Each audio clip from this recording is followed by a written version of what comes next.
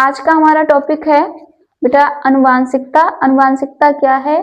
तो सबसे पहले हम आपको बताते हैं कि वे सभी जीव जो अपने समान जीवों की उत्पत्ति करते हैं अनुवांशिक कहलाते हैं।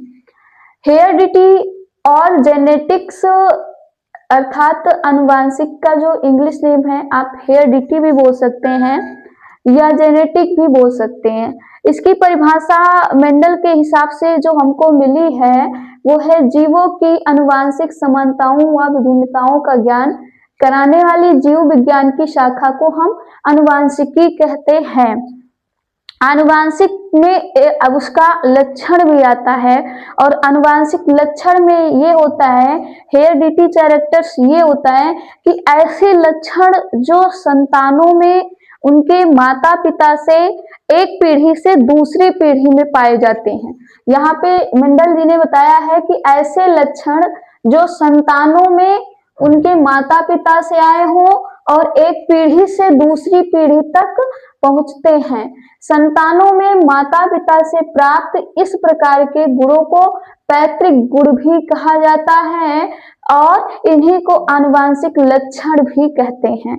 अर्थात आप ये भी कह सकते हैं कि आनुवांशिक लक्षण ही पैतृक गुण कहलाता है। पैतृक गुण होते कौन कौन से हैं बेटा? तो पैतृक गुण जो होते हैं, हमने आपको एग्जाम्पल में लिखा भी दिया है कि मनुष्य में गंजापन, जैसे अगर दादाजी का गंजापन था तो अगर पिताजी के पास वो गंजापन नहीं आया तो पोते के पास आ सकता है। दूसरा है रतौंधी, जैसे रात में ना दिखने वाली बीमारी का नाम रतौंधी है। ये अगर किसी को होता है तो ये उसके जेनेटिक्स में होता है, अर्थात किसी न किसी पीढ़ी में रहा होगा, इसीलिए आपको हुआ है। अगला आता है वर्णांधता, अंधापन जिससे दिखाई ना देता है, मतलब आंखें बिल्कुल टकाटक होती हैं, दिखने में अच्छी होती हैं लेकिन आपको दिखाई नहीं देता है। घुंघराले केस, घुंघराले बाल, आप कुछ बच्चों को देखते हैं एकदम सीधे बाल होते हैं लेकिन कुछ बच्चों के घुंघराले बाल होते हैं, उनको आप बहुत पसंद करते हैं और वो अच्छे भी दिखते हैं। नीली भूरी आंखें, किसी बच्चे की आंखें नीली होती हैं, कभी कभी किसी बच्चे की आंखें भूरी मिलती हैं, तो ये उसके जेनेटिक में था, किसी ना किसी पीढ़ी में था, वही आकर के उसको आया है।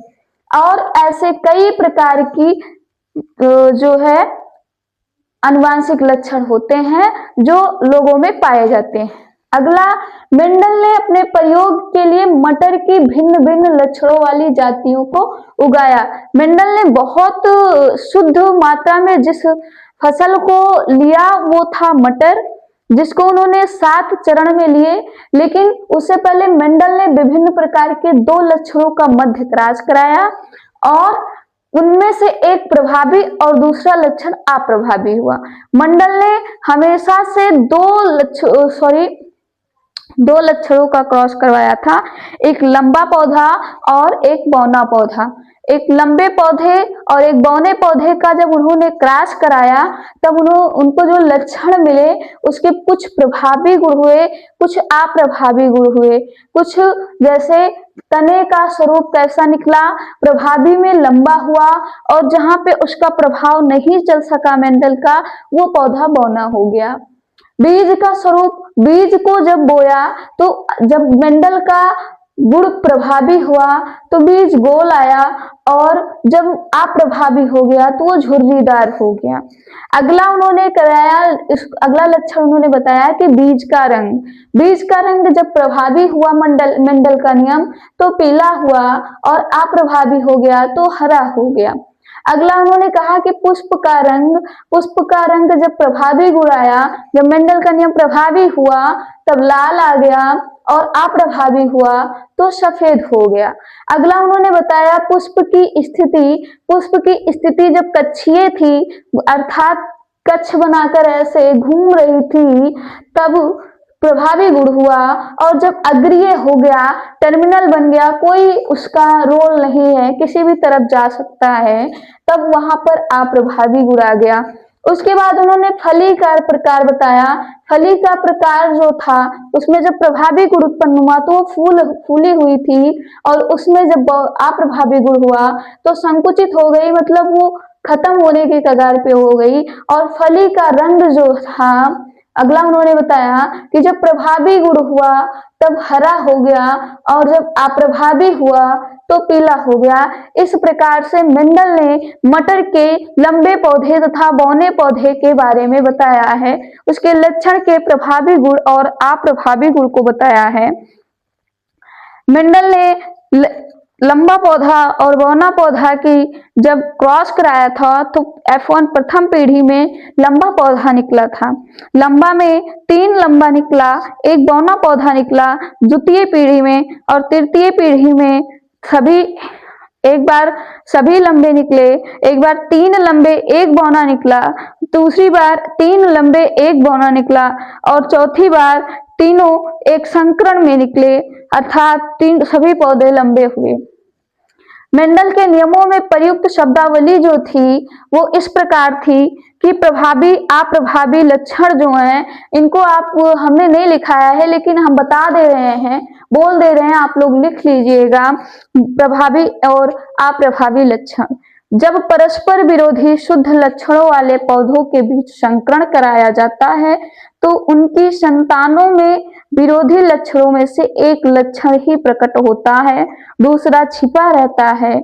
जो लक्षण संकर संतान में प्रकट होता है उसे प्रभावी लक्षण कहते हैं, डोमिनेंट कैरेक्टर, तथा जो लक्षण छिपा रहता है उसे अप्रभावी लक्षण कहते हैं। जैसे जब शुद्ध लंबे और शुद्ध बौने के बीच संकरण कराया जाता है तो प्रथम संतानीय पौधे लंबे पीढ़ी में लंबे पौधे ही प्रकट होते हैं, अतः यहाँ लंबापन प्रभावी लक्षण कहलाता है। जैसे जब शुद्ध लंबे और शुद्ध बौने पौधे के बीच संकरण कराया जाता है तो प्रथम संतानीय पीढ़ी में लंबे पौधे ही प्रकट होते हैं। अगला आपका आता है संकर। संकर का मतलब होता है हाइब्रिड। जो संकर कराया जाता है, ये संकर का मतलब होता है हाइब्रिड। हाइब्रिड का मतलब क्या होता है हम बोल दे रहे हैं, आप लिख लेना बेटा, लिखाने का टाइम बहुत कम रहता है तो एक बार हम बोल दे रहे हैं, आप लोग लिख लीजिएगा। जब विपरीत लक्षणों वाले नर तथा मादा के बीच निषेचन कराया जाता है तो उससे उत्पन्न हुई संतानों को संकरण या क्रॉस कहते हैं। इस विधि को संकरण कहते हैं। अगला आपका आता है समयुग्मक।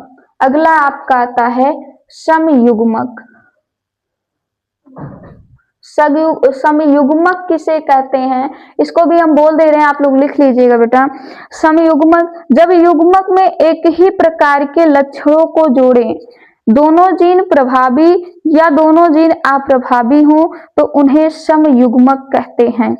जब दोनों में एक ही प्रकार के लक्षणों को जोड़ें और दोनों में अगर दोनों प्रभावी हों या फिर दोनों अप्रभावी हों तभी समयुग्मक होगा, अर्थात दोनों पौधे या तो प्रभावी हो जाएंगे या फिर अप्रभावी हो जाएंगे।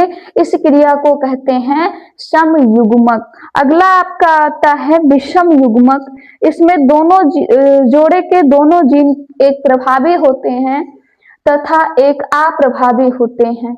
विषम युग्मक में बेटा एक जीन प्रभावी होगा और दूसरा जीन अप्रभावी होगा, विषम युग्मक कहलाएगा। अगला आपका आता है फिनोटाइप। फिनोटाइप क्या है, किसी जीव के बाह्य लक्षणों का उल्लेख फिनोटाइप कहलाता है। फिनोटाइप क्या है, फिनोटाइप में किसी भी जीव के बाहरी लक्षणों का उल्लेख किया जाता है, वर्णन किया जाता है, फिनोटाइप कहलाता है। जीनोटाइप क्या है, किसी जीव की संरचना, जीन संरचना का उल्लेख जीनोटाइप कहलाता है। किसी भी जीनोटाइप क्या कहलाता है, किसी भी जीव के जीनोटाइप, इसको भी आप लिख लीजिएगा, ये भी बोर्ड परीक्षा में पूछा जाता है, इसको लिख लीजिएगा। किसी जीव की जीन संरचना का उल्लेख जीनोटाइप कहलाता है।